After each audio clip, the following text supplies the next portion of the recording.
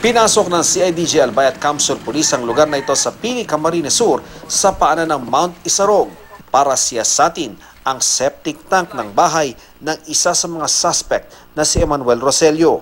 Nakasaad sa kanyang waiver na kailangang may mag-witness na kaanak ni Roselio gaya ng misis at kapatid na buntis at kanyang ina.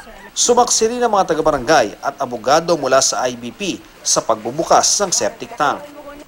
Matapos ang pagpatay kay Congressman Batocabe noong December 22, umuwi sa kanilang bahay ang isa sa mga suspect na si Buboy at sinabi niya sa mga pulis na dinismantle niya ang isa sa mga baril na ginamit sa pagpatay at saka inihulog doon sa septic tank na iyon.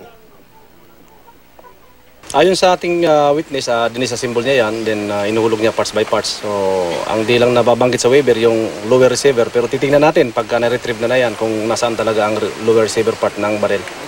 Sa pagtitiyaga ng mga miyembro ng CIDG at SOCO, nakuha ang slide, barrel, 2 magazines at mga bala ng baril na pinaniniwala ang ginamit ng isa sa mga gunman na si Rolando Arimado sa pagpaslang kay Ako Bicol Party List Representative Rodel Batocabe.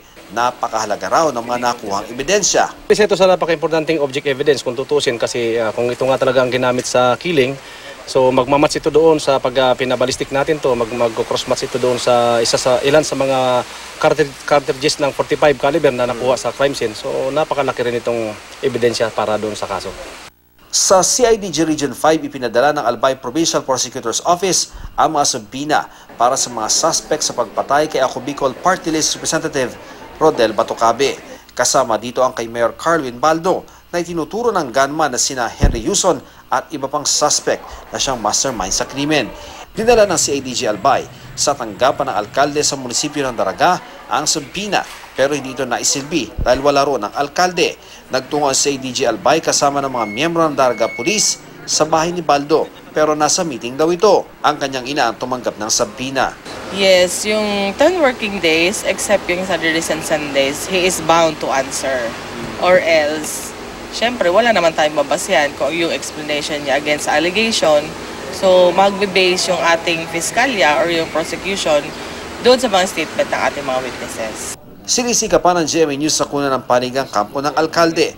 Nauna na itinanggi ni Mayor Baldo na may kinalaman siya sa pagpaslang kay Congressman Batocabe. Nakasampa na ang reklamo sa mga suspect pero hindi pa tapos ang pulisya sa pag-iimbestiga.